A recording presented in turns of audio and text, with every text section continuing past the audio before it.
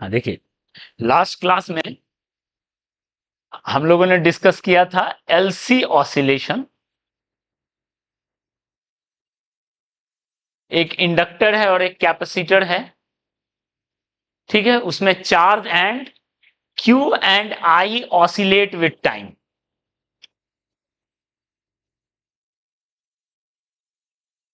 Time के साथ oscillate करता है, मतलब एसी करंट बनता है with omega equals omega, that is natural frequency. कितना था? 1/√ओवर एलसी, ये था। मतलब अगर किसी एलसी ऑसिलेशन का नेचुरल फ्रीक्वेंसी ये √/LC, ठीक है। ये नेचुरल फ्रीक्वेंसी था। यहां से फ्रीक्वेंसी हो जाता ω/2π, टाइम पीरियड हो जाता 1/f, that is 2π/ω, that is 2π√LC।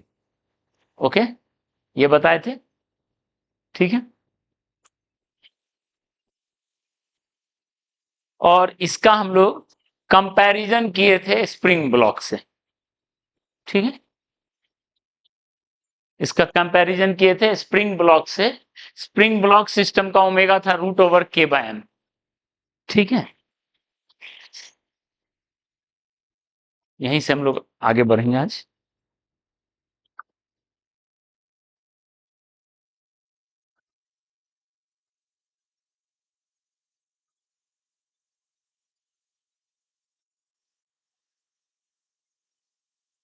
हाँ, यहां पे क्या था? Electric potential energy plus magnetic potential energy, that is Q²/2C plus half LI², मिलके था कांस्टेंट। जैसे एक potential energy plus kinetic energy constant होता, वैसे ये कांस्टेंट था। आई मैक्स का वैल्यू कितना था? Q max into √over into LC, ठीक है। आई मैक्स और Q मैक्स में ये रिलेशन था। इस पे आता है क्वेश्चन, इस पे आता है क्वेश्चन, ठीक है। ओके, यहां तक पहुंचे थे, पीरियड ये था। अब देखो, अब अगर मान लो combination of inductor and capacitor हो, combination of inductor and capacitor,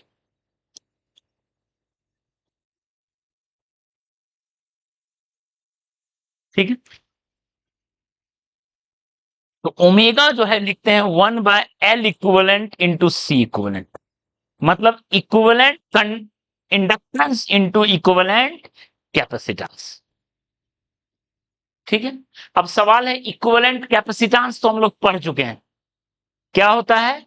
C1 plus C2 plus C3, ये किसमें होता है? पैरेलल में होता है। और 1/C1 plus 1/C2 plus 1/C3 equal to 1/C equivalent किसमें होता है? सीरीज। ये ऑलरेडी हम लोग पढ़ चुके हैं, ठीक है। सवाल है इंडक्टर में क्या लिखेंगे? तो देखिए इंडक्टर में क्या लिखेंगे और क्यों लिखेंगे वो भी प्रूफ कर लेंगे। एल इक्विवेलेंट इंडक्टर में क्या लिखते हैं? एकदम जैसे रेसिस्टेंस लिखते हैं। ये हुआ एल इक्विवेलेंट, किसमें? सीरीज में। और पैरेलल में 1/L इक्विवेलेंट, किसमें?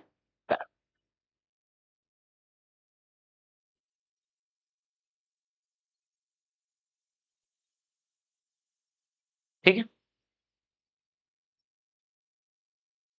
ओके। अब ये आया कहां से? तो ये आया कैसे, देख लो।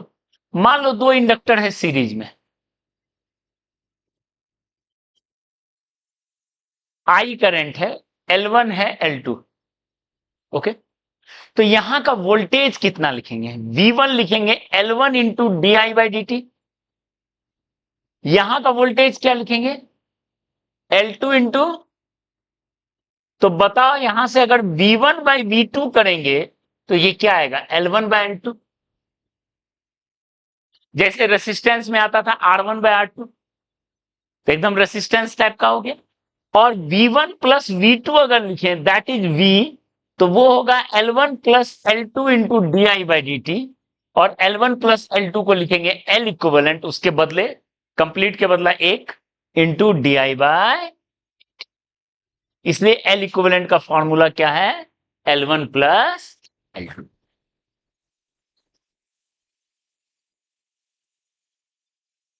म्यूचुअल इंडक्टेंस का इतना दूर है कि फ्लक्स जो है अपने में ही लिंकेज है, म्यूचुअली नहीं है। बढ़िया ये पूछा है, ये इतना फार सेपरेटेड है, ठीक है, कि नो म्यूचुअल लिंकेज। ठीक है, इसमें आपस में कोई म्यूचुअल लिंकिंग नहीं है। अगर दिया रहेगा म्यूचुअल लिंकेज तो एल का वैल्यू लिखेंगे L1 plus L2 plus minus root over K times L1 L2। अगर लिंकिंग रहा तो के इज कोएफिशिएंट ऑफ लिंकिंग।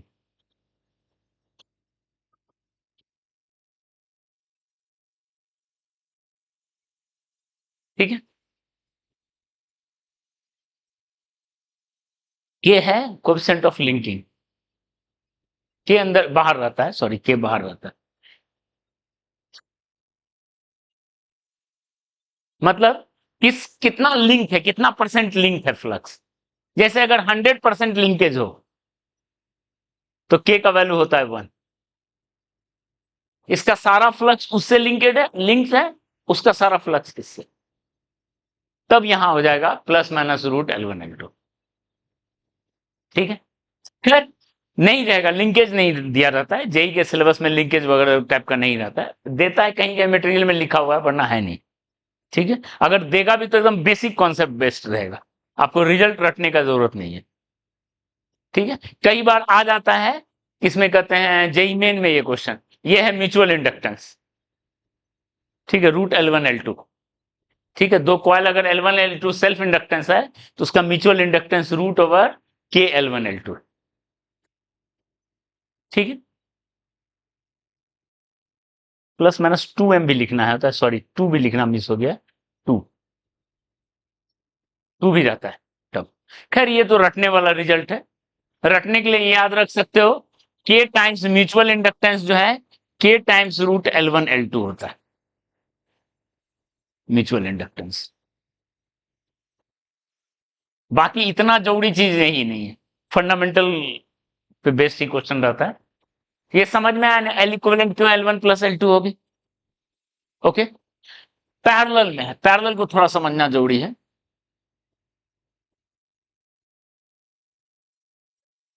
ध्यान दीजिए, एक है L1 एक है L2, इसमें करंट है I1 इसमें करंट है I2। यहां कैसे वो फॉर्मूला आ गया, देखो यहां जो वोल्टेज है दोनों में सेम होगा वोल्टेज,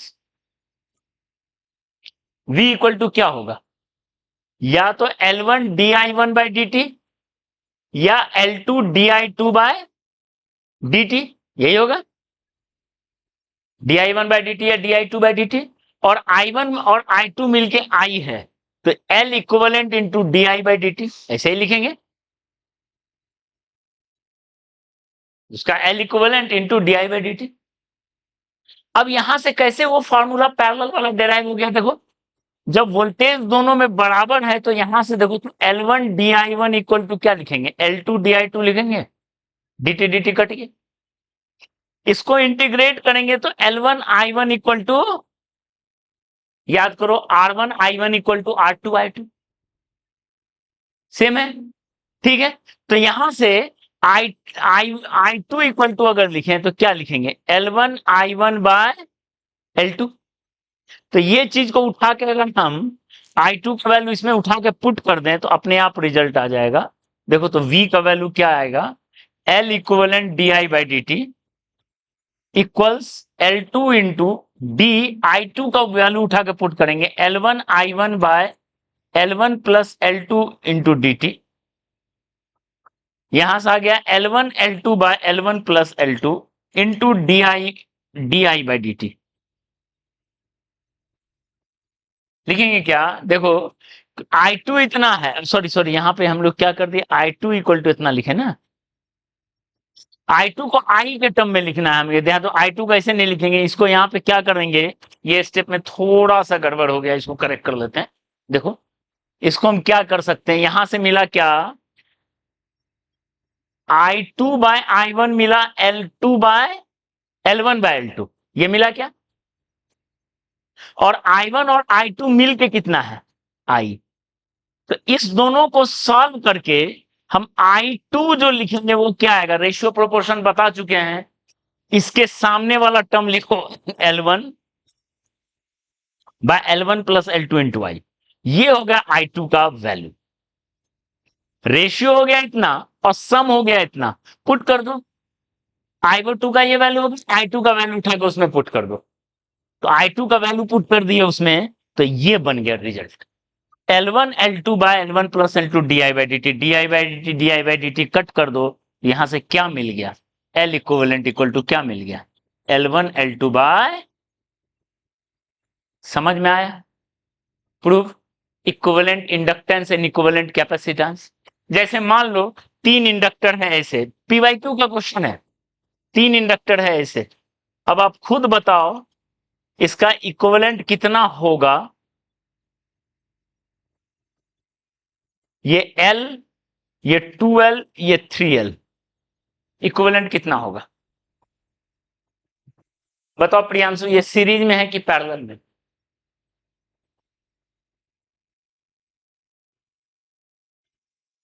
ऐसा बहुत कॉमन था, 3 रेसिस्टर है, 3 कैपेसिटर है, ये डायग्राम बहुत इंपॉर्टेंट है, ये सब रिजल्ट पैरेलल का है, इसको जब इक्विवेलेंट बनाएंगे तो ये पैरेलल बनेगा,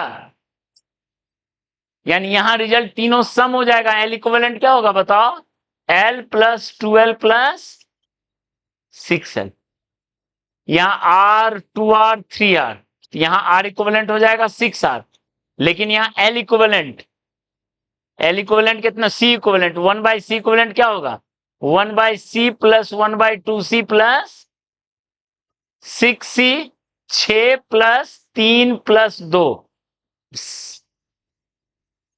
उल्टा कर दिए, ओ उल्टा कर दिए, सारा रिजल्ट उल्टा कर गया, बोल रहे हैं पैरेलल, रिजल्ट निकाल दिए सीरीज, ठीक है कोई बात नहीं, तो यहां हो जाएगा L इक्विवेलेंट हो जाएगा पैरेलल वाले से 6L बाय 11, R इक्विवेलेंट हो जाएगा R 6R बाय 11, और C इक्विवेलेंट कितना हो जाएगा, C plus 2C plus 3C कितना हो जाएगा 6, ठीक है, तो बिल्कुल आपको पहचानना है इंडक्टर सीरीज में है या पैरेलल में,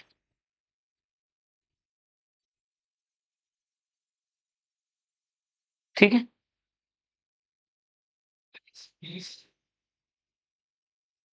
नहीं नहीं, इंडक्टर का कॉम्बिनेशन या कैपेसिटर, इसको डीसीएसी से मतलब नहीं है, ठीक है।